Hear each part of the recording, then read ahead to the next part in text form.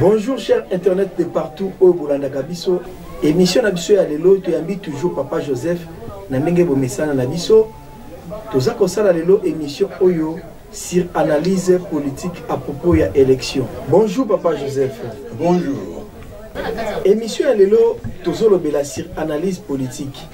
Oyebi ke batu ebele bayebi yo na makambo ya politique te. Bayebi yo na makambo ya Nzambe, bayebi yo na makambo ya ko salisa batu. Eloko nini esali ke lelo yo etant que mosali ya Nzambe okota na makambo ya politique. Parce que mingi batu ba comprendre que si mosali ya Nzambe akomi kokota politique, c'est qu'il y a comme une besoin ya misolo. Pour s'intéresser ndenge nini na politique côté okota na politique yo te bio na makambo ya Nzambe. Lelo ce qui est dans le la makambo ya élection ngapela za peuple. Donc il faut que total mboko na biso ndenge zo termolela. Alors na ndenge ba analyse onga na zo sala na moni na kati ya ba élection na biso présidentielle 24 candidats. Alors on a 24 candidats et loko epesinga motema pasi sikoyo président en place yepe akokutana na ba opposants. Le nombre de Bazali, nombre de opposants, ceux qui Bazali 24 candidats. Et là ici, 23 contre 1. Mais ils vont partir en rang dispersé. Comment? Parce que l'opposition est Zali Papa. Bazo Bunda contre pouvoir en place. Comment est-ce qu'on va disperser pour comprendre? C'est-à-dire qu'ils sont en rang dispersé et ils ont ensemble. Un ensemble où il y a 23 candidats. On a 23 candidats, on a opposants. Il fallait un groupe d'opposants, on a un leader. Bango nyonso. Kangisi ba voix na bango.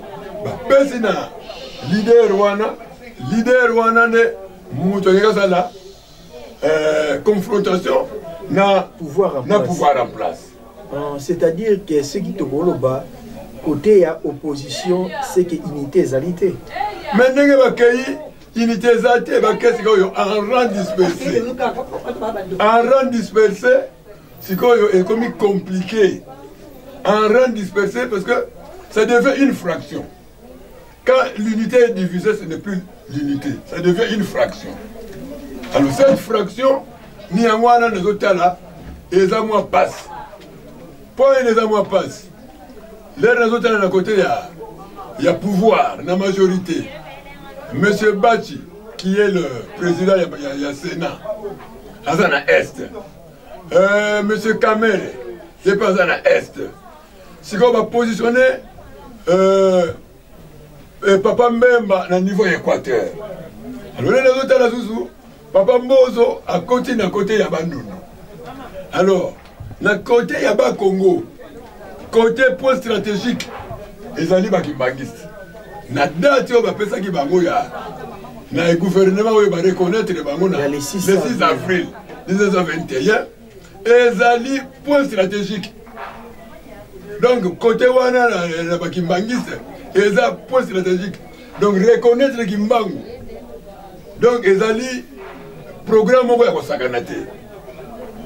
Bon, si papa Nagolanda yo nazoe bate yo pe ozana parti moko ozolanda ozana parti à pouvoir toza na opposition. Olobi que opposition za dispersé.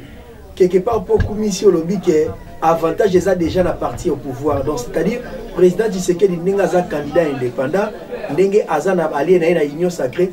Azana facilité il y a gagner déjà élection par rapport il y a ba allié na ndenge baza makasi siko parti na yo ozolobela parti à président au pouvoir ou bien ozo condamné au ezali ngana za ko condamner opposition ozo condamner bon c'est que vous avez opposant non ngana za net ngana na net ça la analyse peut être ba idée tout ça ko ça ba analyse donc c'est-à-dire papa alobi azo sala analyse aza pour na pouvoir en place te aza pe aussi pour na ba opposant te mais c'est-à-dire pour naïe et c'est que moi élection pour ça en force il faut que opposition peut au bazo bundisa pouvoir en place pour bazala na idée moko pour bazala na leader moko jusqu'à présent papa lobi que aza kozala étonné opposition ba ko bundisa mutu moko 1 contre 23 personnes ont baza dispersé dans l'entretemps mutu aza yemoko aza fort par rapport ya ba allié naïe parce que ba allié naïe peut au baza ko accompagner baza fort parce que par là mécanisme elingi ko lakisa nini pour population bazo landa biso ba comprendre ou bien pe ba opposant bazo landa yo ba comprendre idée non en général vraiment ezani siko na ndenge nazo telela eza débat politique c'est-à-dire vision côté ya opposition na moni vision balaki na vision malamu te il fallait bazala uni en rang dispersé et que ça la compliqué. Et nous allons voir le résultat.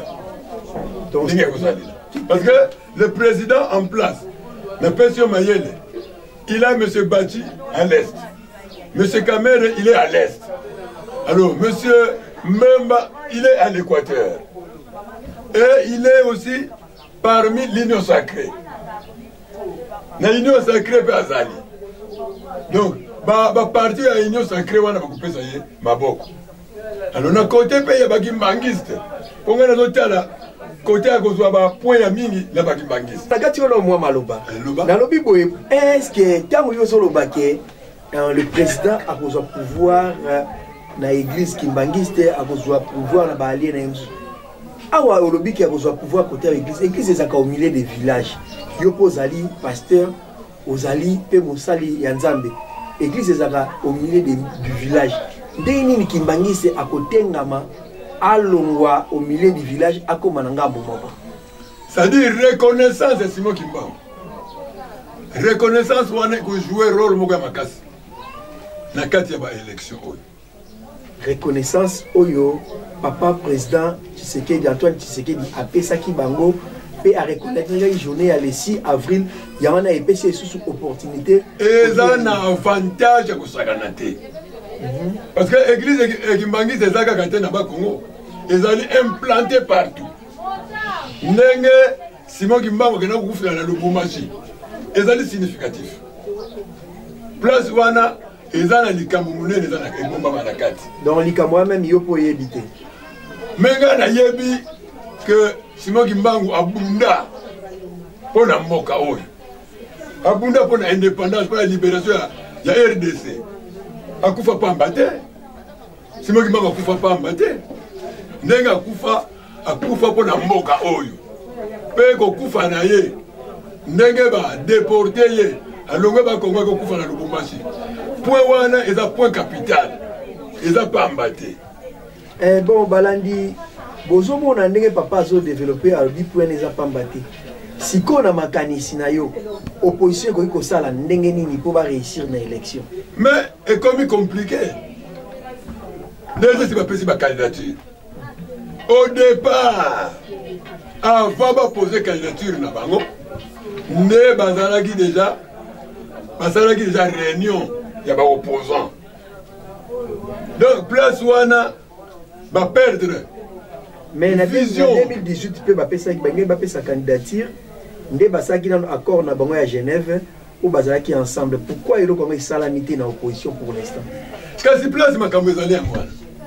Donc, le gouvernement boko yo izalaka likambo nzambe. Pe d'abord ndenge tozoloba d'abord le peuple. Eza blague te. Pe mboka na biso ba ko gouverner tout royo bazala mayele. Parce que la grande puissance mise sur la banque de la RDC. Donc, il va diriger tout le monde, la maillelle. Prudence. L'État doit être fort. Il va gouverner tout le monde, la maillelle. Notre État doit être fort. C'est-à-dire, dans Rolando Lobby, la grande puissance, Bazami Sueza Awawa, l'État de la maillelle. La grande puissance mise sur la banque de il a connu l'intérêt ni à Obakoya Ramboka pour l'intérêt. Mais Bango Bazana ba idée ba yako piller mboka na biso. Yango ne photo za na mayele gouverneur na biso o ya kozwa place ya ko diriger mboka oyo. Azala très vigilant. azala na kidiba te afungwama afungola misu po misu ya ba grande puissance de braque awa balandi boza kolanda papa lobi topesa makanisi na ba président de la république oyo ako réussir maponami oyoyo azala mayele par rapport ya bapa ya ndenge baza kotia miso na bango nyonso surtout kati na mboka pour que bayeba kopie oyo eza richesse na biso sikoyo na makanisi na yo idée wana ntango ozwi ke tosala analyse politique oyo président oyo akolonga na maponami na biso papa sikoyo etanke yo mpe sage ya mboka mosali ya nzambe eloko nini okoki kosouhaite ye po asala na mboka po mboka etambola malamu. Donc président akozwa place parce que le résultat ekobima président wana il faut afongola miso mpona nini azoloba bongo ba grande puissance miso na bango eza brake na RDC ndenge Frank Fanon aloba l'Afrique a la forme d'un revolver et dont la gâchette se trouve en Afrique centrale. L'Afrique centrale en question, c'est la RDC. C'est ici où il y a toutes les potentialités. Donc, tout ça là-bas, ma belle, dans sous-sol, ils allaient riches. Peut en venir à lobby, ils ont la RDC. Donc, ma minerai ni nécessaire, ils ont la bisouawa. Ils ont la arme de destruction massive. Ba minéraux ils en abisso. Donc il faut président qui diriger azala mayele et l'État azala makas et notre armée azala armée à makas en Afrique. Pour le nini ma bé kotate ba ennemi ba kotate. Donc et loko kana zo souhaiter na président Goya azala mayele ala vigilant azala qui dit bate sécurité ezala renforcée armée na biso ezala ya makasi. On ne peut pas compter sur les forces étrangères. Ba étranger te bato ko bongisa mboka na biso bana ya Congo ne bango moko bakamata relève armée na biso. Il faut compter sur notre propre force. Il faut compter la force ya ba payate. Donc, bana biso ba yekola makasi makambo etali armement. Même ba arme oyo tozo nango matière ezala biso kaka awa. Donc matière wana biso moko pe tozo ba munitions. Parce que mi kolego ya guerre oyo toko bunda nango ezo guerre ya ba troupes armées te. Ezo guerre ya ba fusion intercontinentale. Est-ce que biso to bongami pona ko bunda guerre wana? Donc, c'est le moment. Donc, le président qui sera élu au suffrage universel, donc, azala prudent. À terme, la prudence, pour misu ya mikili ya poto, ils ont braqué. Même en Afrique, misu na bango, ils ont braqué na RDC. Va provoquer des problèmes pour piller. Donc, c'est le moment. Photo zala mayele sécurité na biso ezala penza makas. Donc totamula na bokebi même service de renseignement na biso ezala be makas pour ba démanteler ba ennemi à République. Voilà.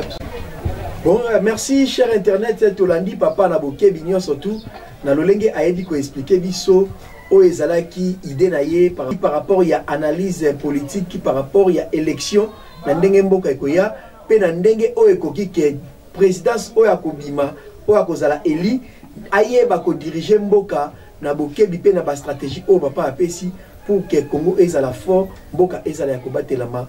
Merci, à la prochaine numéro. Tout mon ami, Nassima Mikolo Ezoya.